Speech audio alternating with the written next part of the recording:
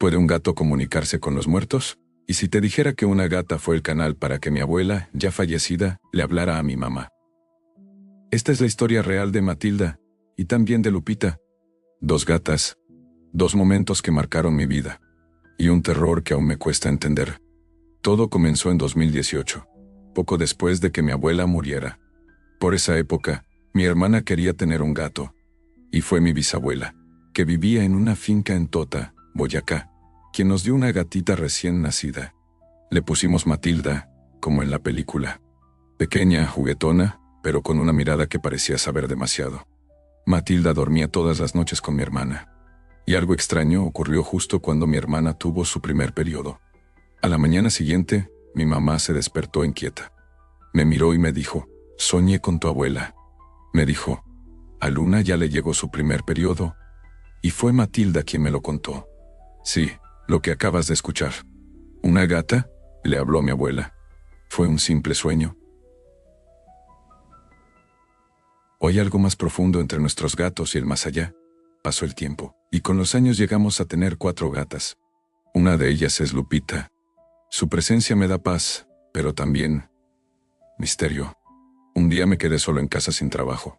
Pasaba el tiempo con ellas. Estaba limpiando mi cuarto cuando Lupita se metió debajo de la cama para jugar con la escoba. La vi con mis propios ojos. Pero segundos después, vi algo imposible. Lupita cruzó la puerta, desde el cuarto de al lado. Me congelé. ¿Cómo podía estar en 2 lugares al mismo tiempo? ¿Era ella? ¿O algo que tomó su forma? Revisé las ventanas. Cerradas. Todo estaba en silencio. Hasta hoy, no encuentro explicación. Pero cada vez que veo a Lupita, me pregunto si alguna vez realmente estuvo sola. No solo los gatos están envueltos en misterio. Déjame contarte lo que pasó en mi parroquia. Pertenecía a un grupo juvenil católico. Una noche, una de las chicas bajó al baño y regresó pálida.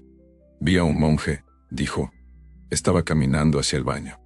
Tenía las manos juntas, como orando. Y la capucha cubría su rostro. Todos nos quedamos helados. Nadie quiso bajar. Y lo más escalofriante, otras personas habían visto más monjes esa misma Semana Santa. ¿Apariciones? ¿Ecos del pasado?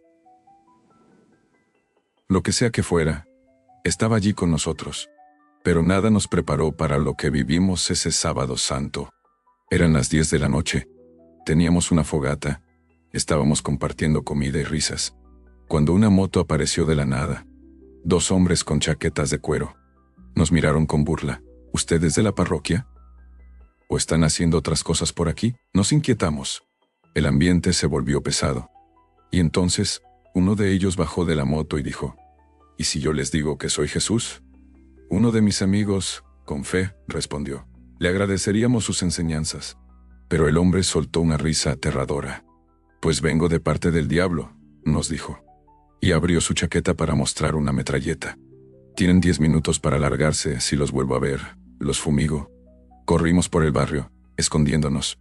Escuchábamos el rugido de la moto como si nos persiguiera. Hasta hoy no sabemos quiénes eran. Pero esa noche sentimos que enfrentamos al mal cara a cara. Estas historias marcaron mi vida. ¿Fue todo coincidencia?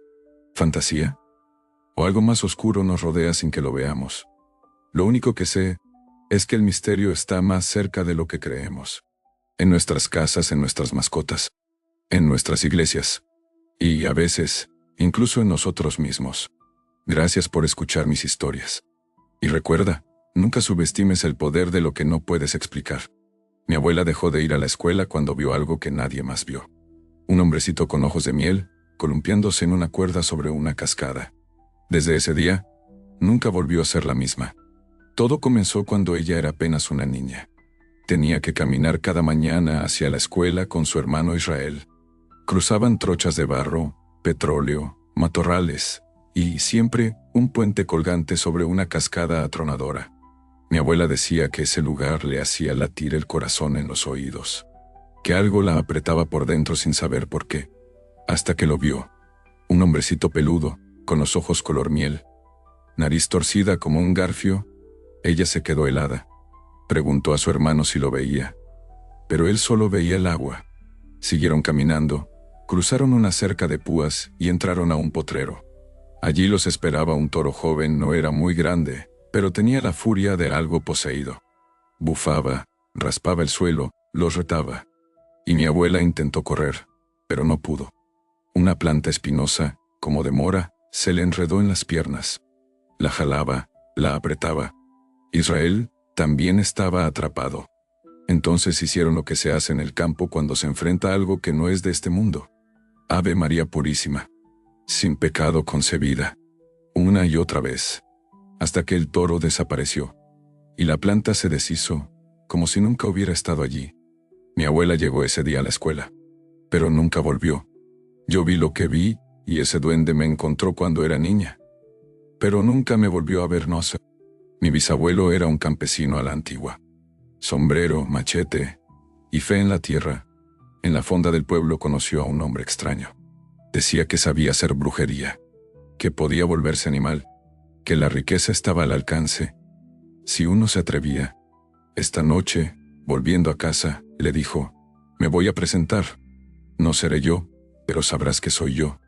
Esa noche, mi bisabuelo regresó tomado por un callejón oscuro y lo vio. Un marrano enorme, con ojos rojos brillantes que hacía sonidos inhumanos. Lo siguió, lo acechó. Y cuando él se volteó, ya no estaba. Una semana después, el hombre apareció en la fonda. ¿Lo vio? Yo sé que me reconoció. Le entregó una cajita con 2 muñecos de madera y un papel. A medianoche, léalo y espere la visita. Esa noche, mi bisabuelo dudó, pero lo hizo. Sacó los muñecos. Leyó el papel. Y entonces, todo cambió. El cielo se nubló. El viento se levantó con fuerza, como si algo bajara del monte. Rayos sin truenos, sombras sin forma, viento que arrastraba. Aterrorizado, lanzó los muñecos y corrió a la casa. Rezando, llorando, suplicando. Pero lo que despertó esa noche, nunca lo dejó. Desde entonces, mi bisabuelo ya no fue el mismo. Veía cosas. Escuchaba un pío pío, pero entre más fuerte sonaba, más lejos estaba. Y entre más suave, más cerca. Le llamaban el pollo maligno. Y todos en la casa sabían que no era un ave común. Una noche salió al gallinero. Lámpara de petróleo en mano. Escopeta cargada. Pensaba que era una chucha o un perro. Pero cuando abrió la puerta, algo alado lo embistió. Sombras volaban. El viento lo tumbó. Corrió a la casa, rezó con su esposa, y solo entonces todo se calmó. Por un momento. Mi abuela siempre decía que lo que él invocó, lo persiguió hasta el último suspiro. Murió con los ojos abiertos, pidiendo que se fueran. Gritaba que algo lo esperaba. Algo que no lo iba a soltar, ni en la muerte. Del hombre de los muñecos, nunca se volvió a saber nada. Buenas tardes. Lo que te voy a contar ocurrió en una vereda perdida en el corazón de Colombia. Sucre. Un rincón de campo, de tierra viva, de aire puro. Pero lo que encontramos fue otra cosa. Dicen que el campo guarda secretos, que el silencio de la noche no siempre está vacío, y yo lo viví. En una vereda donde fui a buscar paz, encontré el miedo más profundo que he sentido en mi vida. Todo parecía tranquilo. Caminábamos entre cultivos, reíamos por cualquier cosa, hasta que cayó la noche. Después de cenar, uno de mis primos nos dijo: «Anoche escuché a una niña llorar». Pero no era un llanto normal. Era entrecortado, como si hablara en otro idioma. Pensamos que estaba soñando. Pero la noche siguiente, otra vez lo escuchó. Esta vez también lo escuchó mi prima. Y a la siguiente noche, todos empezamos a escucharlo. El llanto venía desde lejos, pero su tono era extraño. Inquietante, como si alguien se burlara mientras sufría. Y las palabras no eran de este mundo. Cada noche la energía se volvía más pesada. El aire se volvía espeso. Había algo en la oscuridad que no quería ser ignorado. La tercera noche fue la peor. Me despertó su llanto. No venía de lejos, venía desde adentro de la casa. «Lore, ¿estás escuchando eso?», me preguntó mi prima. Yo no pude responder. Solo asentí, con miedo. 3 minutos después, el llanto se detuvo. Y entonces lo sentí. Una presión en el pecho. Como si algo invisible me oprimiera. Como si me arrancaran el aire a la fuerza. No podía moverme. No podía gritar. Y ahí, Entre la opresión y el silencio, escuchamos su risa. Una risa de niña, pero distorsionada. Demasiado fría, demasiado cercana, demasiado inhumana. Y lo peor, sentí como algo se sentaba en mi cama. El colchón se hundió. El aire se congeló. Yo estaba atrapado. Mi prima me miraba, paralizada. Y en mi mente, lo único que me salvó fue recordar algo que mi abuela decía. Cuando algo oscuro te cruce el camino, no dejes de rezar. Y lo hice. En mi mente, con toda mi fuerza. Pedí liberación. Hasta que finalmente, solté un grito. Uno tan fuerte, que despertó a todos. Y con ese grito, la niña desapareció. El silencio que vino después fue más aterrador que el llanto. Solo se oía mi corazón latiendo. Fuerte, vivo. Esa mañana, nadie volvió a oír nada. La niña se había ido. Pero algo en la casa había cambiado. Desde entonces, sé que lo que sentimos fue real. No sé quién era esa niña, ni qué hablaba. Solo sé que esa noche casi no la cuento. Ahora te contaré lo que vivió mi tío, en otra vereda, esta vez en el Meta. El llano colombiano, tierra caliente. Pero esa noche, sintió el frío de algo que no era humano. A mi abuelo y mis tíos les gustaba ir al pueblo a tomarse unas cervezas. Una noche, mi tío fue solo. Se regresó temprano, tipo 6 de la tarde. Pero la noche lo alcanzó en la carretera. En un tramo difícil, tuvo que bajarse del carro a ponerle la doble tracción. Pasó el obstáculo, y al bajarse de nuevo para quitarla, ya no estaba solo. Al subir al carro, había un hombre sentado en el puesto del copiloto. Tez muy blanca, cabello mono, ropa normal, pero algo no encajaba. ¿Va a dónde va?, le preguntó mi tío. El hombre lo miró al frente y dijo, «Yo lo voy a acompañar. De aquí en adelante». Mi tío lo interrogó. «Nada». El hombre solo miraba fijo al frente. Y fue ahí cuando el miedo lo paralizó. Ese tipo no era de por aquí. Y no era humano. Mi tío decidió desviarse hacia la finca vecina. Cuando llegó, les pidió a los vecinos que salieran a ver al extraño que llevaba en el carro. Salieron rápido. Pero el copiloto ya no estaba. Tocaron la silla, fría como el hielo, como si nadie hubiera estado ahí, o como si algo nunca hubiera tenido calor. Contó lo sucedido. Estaba tan asustado que dijeron que venía a toda velocidad. Pero los vecinos le respondieron, «Qué raro. Si nosotros lo vimos venir despacio». Esa noche durmió allí. Y para quienes piensen que fue el trago, les digo algo más. Ese mismo ente se le apareció a otro familiar, en la misma vereda, con la misma mirada, y el mismo silencio que congela. Mi abuela enfrentó a un ente oscuro en un riachuelo. Y años después, ese mismo ser volvió. Pero esta vez, vino por mí. Y lo hizo mientras dormía. Mi abuela tenía un don. Percibía entes. Y aunque era profundamente católica, sabía cuando algo no era de este mundo. Una vez, la acompañé a casa de una vecina. Era una vivienda de adobe, a 10 minutos caminando. Allí se sentaban a hablar de cosas que yo, como niño, no comprendía. Gente sombra, familiares fallecidos, presencias. Pero esa tarde, algo me atrapó. Me senté junto a ella y escuché un relato que nunca olvidé. Decía que un hombre alto, oscuro, con forma humana pero sin rostro, le bloqueaba el paso en un riachuelo cercano. Ella le preguntaba qué hacía ahí. Él solo decía, «Váyase». Cansada de verlo siempre en el mismo lugar, empezó a rezar. Le suplicó que se marchara, pero no funcionó. Hasta que lo enfrentó con ira, le gritó, lo insultó, lo desafió. Solo así, ese ente se fue. Tiempo después, me cambié de habitación. Oscura, fría. Y una noche, todo cambió. Sentí que algo se sentó al pie de mi cama. Ya venía de un mal sueño, y esa presencia lo coronó como si me sellara con su energía. Estaba inmóvil. Podía escuchar su respiración, fría, cercana. El aire se volvió denso, el miedo, paralizante. Me cubrí con las cobijas, pero eso no lo detuvo. Duró horas. Horas de angustia. Lo único que podía hacer era rezar lo poco que sabía, hasta que mi madre se levantó, y con eso yo grité. Desde entonces, no pude dormir sin luz encendida. Pero lo peor vino después. Comencé a verlo en sueños.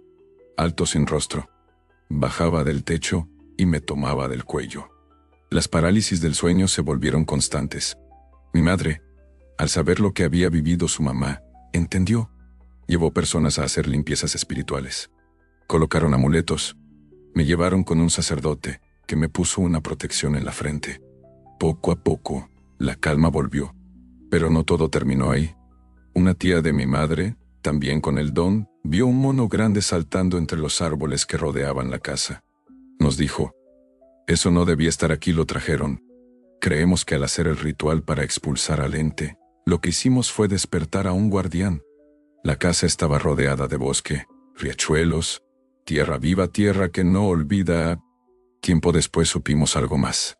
Un vecino, borracho, volvía a casa una noche. Sin linterna, solo confiaba en el camino. Pero pisó mal y cayó al riachuelo. Murió ahogado. Lo encontraron a la mañana siguiente. ¿Fue su alma la que vimos? ¿O fue su muerte?